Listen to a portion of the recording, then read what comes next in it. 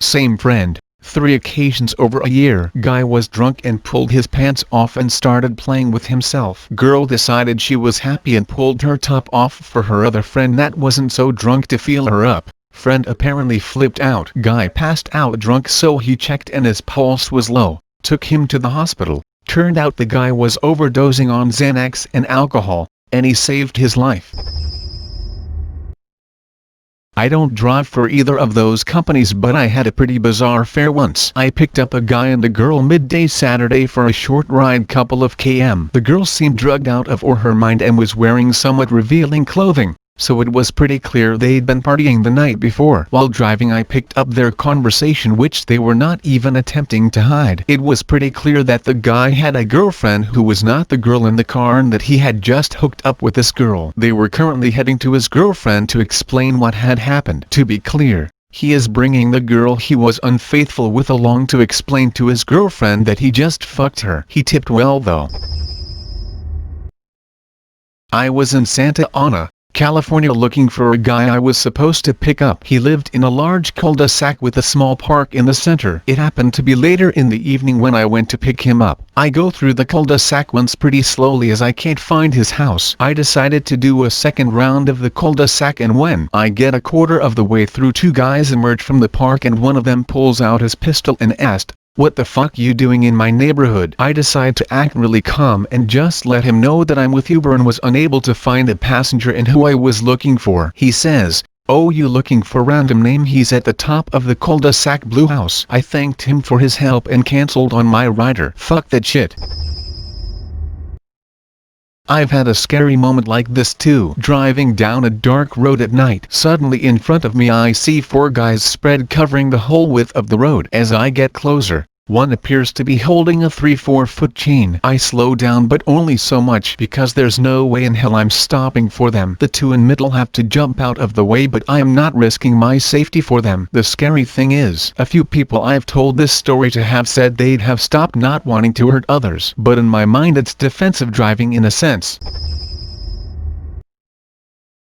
Worked as an Uber driver in Orlando. A few shady spots that Disney wouldn't let slip tend to also be the places with the highest rider rates. Ended up getting a pin right next to what appeared to be an abandoned warehouse next to a set of train tracks at 2:30ish am. Circled once in the parking lot, didn't see anyone. Called the rider, and they claimed they had made no such request. Hung up, looked in my rear view, and there was a guy booking it towards me across the tracks. Something not too friendly in his hands. Never has a Corolla gone faster, I tell ya. Ended up not driving again till I got my CCW, quit a few months later.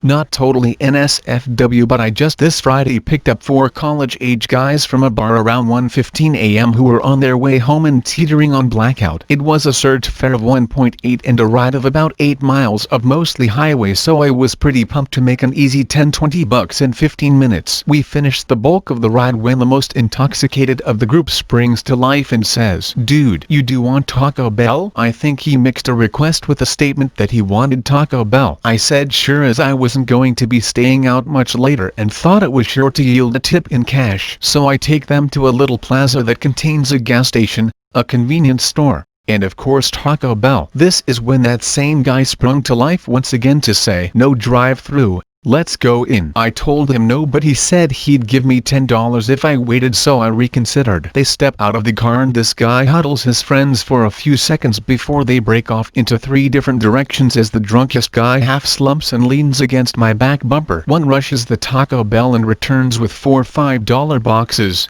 Another hits the gas station and comes back with White Owl cigarillos. When the final man returns, it's with a roll of paper towels, some sort of rivet things, and sticky tack. The drunk guy then unravels the entire roll and shoves it into one of the barf bags that I keep in my back seat, and they get into car for the last 3/4 of a mile home. Drunk guy is fiddling with it in the back as I talk with the guys about sports and other banalities until I pull up to the house they live in about 2 minutes later. As I pull in, the drunk guy says "done" and then slumped onto his buddy's shoulder. He hands me $10 and grabs the bag containing the paper. He looked me right in the eye and with an incredibly serious tone he broke through his intoxicarian for one sentence and said, "You must always remember to recycle," and then passed out to the point that his friends had to carry him. I then got to see what this blacked out genius was up to. A device for smoking multiple blunts that was so precisely made holes were equidistant, lines were clean, etc. They invited me in to test it, but I had to be on my way. As I drove off, I wondered what this person would be like in the light of day. What does a sober version of this stoner engineer do? What else is he capable of? TLDR, I picked up a drunk quartet and was party to a blacked out stoner engineering masterclass and received a stern reminder to always recycle. Favorite fare of all time.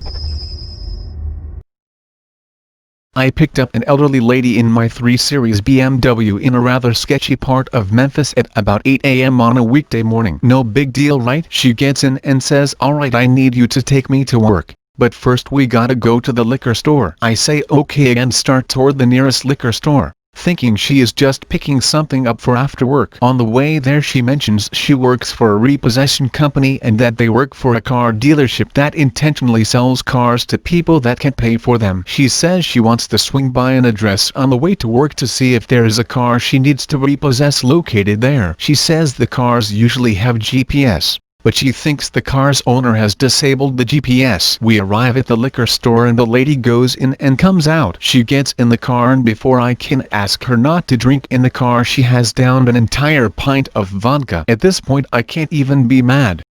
I'm flabbergasted. Laughing, I ask the old lady if she even had a chaser. She pulls out a Capri Sun, stabs it with a straw, and starts drinking it. She says, "You probably think I'm some sort of alcoholic or something." I reply, "I don't know if you are or not, but at least you're up and at M this morning headed to work." Then she starts directing me back into the sketchy neighborhood to search for a black Chrysler 300. I make it clear to her that I'm only a driver and that if we find this car I am not getting out of my car. She agrees and says she'll just call a tow truck if we see the car. As we're cruising this really sketchy area looking for the car, she is getting more and more drunk as the alcohol seeps into her. She keeps asking if every black four-door car is a Chrysler 300. I'm wondering if she even knows what a 300 is. I notice we are getting strange looks from the people we drive by as we head down a long dead-end street with a shady-looking gated apartment complex at the end that kinda looks like the street from the movie Training Day. We reach the end and go to turn around and I realize again how sketchy we look cruising around here. If the cops saw us they would assume we were looking for drugs or sex or something illegal. I notice again that everyone sitting outside the apartment complex is staring at us like we are an elephant in the room. I guess she senses my discomfort,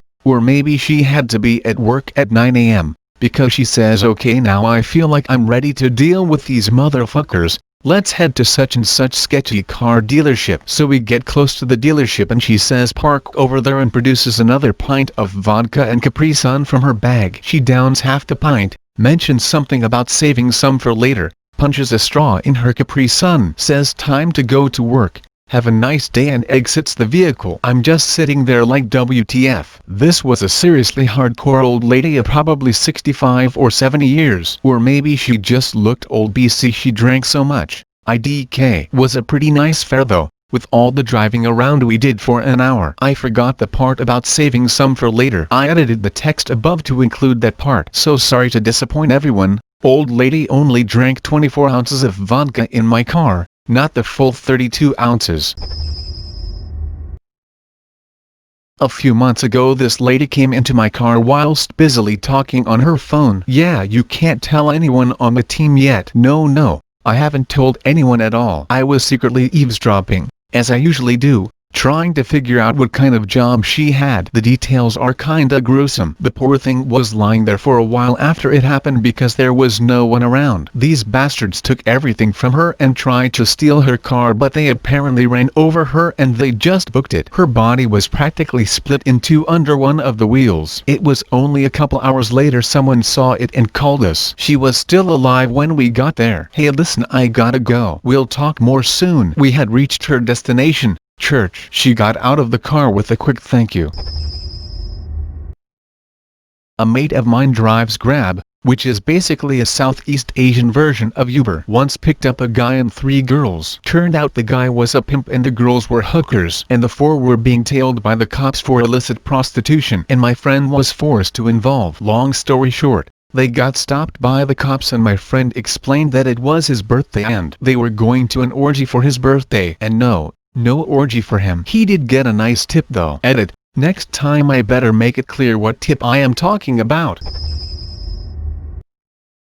He is a Lyft driver, and one day he was picking up an OR nurse from work and taking her home. She lived kind of far away, so they needed to take the freeway to get to it. They start shooting the shit, and my brother starts talking about how when he was a baby he had open heart surgery at the same hospital that she works in. Funny enough, this nurse has been in the OR during many open heart surgeries, so she knows a lot about them. She starts talking about them and eventually goes into pretty graphic detail about how the surgery is done. Now, my brother has this problem where he passes out very easy while discussing or seeing medical procedures. He's done it 3 times before. Once where he watched himself get an IV, once from seeing the pin in his toe after he had foot surgery, and once while they were discussing how to put a catheter in during EMT training. He wanted to be a firefighter. So sure as shit, after a little bit of hearing about the surgery, the nurse notices the car veering off to the left, crossing over a lane. She looks over at my brother and sees him passed out cold behind the wheel. She starts screaming and the car ends up veering off into a ditch on the side of the freeway. The nurse apparently forgets all her training and just fucking books it once the car stops. Apparently the smell coming from the deployed airbags smelled like smoke to her and she thought the car was going to blow up. My brother and the nurse were both physically fine, but his car is completely totaled. Picked up a handful of drunk high school kids at 2 a.m. They just finished their graduation party and they were hammered. One of them threw up in the back. We had to stop on the side of the highway for him to get everything out of his system. He went behind the bush and did a number 2, but he didn't have any tissue. It was fucking disgusting the whole way. Puke and shit are a surprisingly nasty combination. Picked up this very tall and somewhat muscular looking black girl carrying what looks like a tackle box. She was dressed somewhat risque. Gets in the car and I said hello. She responds with a pretty deep voice. We started the trip and she was telling me that she was on her way to do makeup for one of her friends, and her phone rang. She answered the call, and it started off pretty standard. I wasn't really paying attention. Suddenly I just hear, "Girl, what are you worried about? You have a great looking clit." Alright then. Where's this going? No, Derek is super sweet. It'll be fun, I promise. No girl, he's just gonna come through the doors. Yes, I'll be there. I'll be outside the doors as one of the topless guards. Anyway, he's going to pan through doors, focus in on you on the bed. Just start playing with yourself. Nothing you haven't done before. Yes, after a few minutes of doing that you call for the guards, and I come in and we fuck. Yes, I brought the strap on. It's in the makeup box.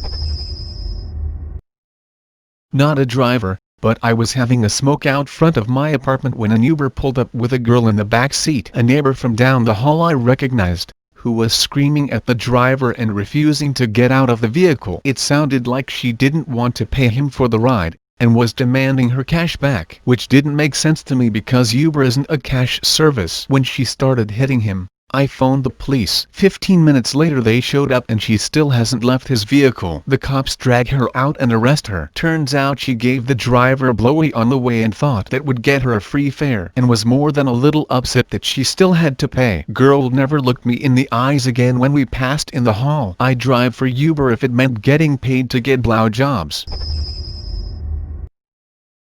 My friend told me about a couple who got into his car. They were slightly drunk talking nonsense to each other, so he didn't pay much attention. Just keep driving and occasionally checking on them through the rearview mirror. Eventually the girl got quiet, so he checked in the mirror and didn't see her. And my innocent friend thought she was asleep and even laughed about it with the guy. Well, not long after that he passed a speed bump and heard the guy saying, "Oh shit." At the same time a gurgling sound was heard and a smell of booze plus sour filled up the whole car. So yeah, the girl was sucking off her boyfriend whatever. The speed bump caused her to deep throat and vomit all over the backseat, and my poor friend still had to drive around with a vomit-smelling car. At least they rated him 5 stars.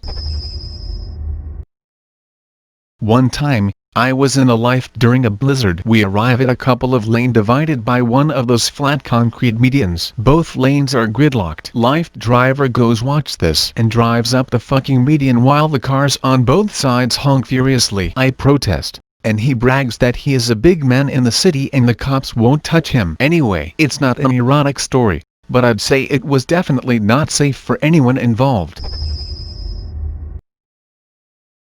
This wasn't me, and it isn't NSFW, but I think it's worth sharing. One driver told me that one time this guy got in his Uber without putting in the destination. This guy was in his mid-40s, wearing an all-black suit and wearing sunglasses. Didn't take them off. He also had a briefcase that he put on his lap. Anyway, so he sits in the car and points forwards. So the driver takes off. They didn't speak the entire journey. It was about 40 minutes. To tell the driver where to go, the passenger just pointed left or right. Anyway, the driver tells me that he was shitting himself the entire time and genuinely thought he was going to die, but was too scared to stop. So finally they pull over at this really big old house that he described as the most mafia-looking house I've ever fucking seen. The guy takes off his glasses, looks at the driver and says thank you very much. Turned out he just had a really big stutter and nothing else. Couple of clients I once had entered the car convinced they were straight and left 25 minutes later realizing they were gay for each other. To be fair, they were fairly drunk at the time. Oh, and the NSFW part is that there may have been some fingering involved, but out of embarrassment I didn't bother to confirm. Edit: I honestly didn't expect to have to clarify that they were women. As many of you have pointed out, girls can be gay too, and loving the suggestion for me to initiate a porno scene, but I like to remain professional at all times. I'd share more stories, but I think I'll just wait until this question gets recycled in a couple of months. Was visiting a friend in Russia when things got a little wild. There was a get-together as he was introducing me to his friends, and I guess it was exciting to meet someone from America. Fast forward to around 1 a.m. when everyone were smashed and his two male friends were sucking each other off. Considering Russia is known for being aggressive towards gays, this was super odd to see. We didn't know what to do, so we just left and gave them shit for it. To make conversation, I always ask my Uber driver if they have any horror stories. One guy told me that he picked up this couple in all black clothes and he admitted he felt a little creeped out by them. It was the middle of the night and they had asked to be dropped off at a cemetery. He thinks perhaps they live across the road or something and fails to make conversation with them. He drops them off, looks at his phone, then looks back and they are nowhere to be seen. Disappeared. He stayed for a few minutes looking to see if they would pop up anywhere, but they never did. Freaked him out big time. I've done about 1,400 rides for Uber and about 500 for Lyft in the last 8 months. I've had a few good stories. I've had 2 pukers so far. That's probably been the most unpleasant part of my job so far. As far as NSFW would be the 2 women passengers in the back seat. One was pretty sober and the other was very much not. The drunk girl, who sounded like she eats cigarettes, decided she wanted to demonstrate what her orgasm sounded like, complete with writhing around in the back seat. My car is not very big to begin with. Me and the sober girl thought it was pretty funny, and even though it was a pretty short trip, we were given a pretty convincing performance.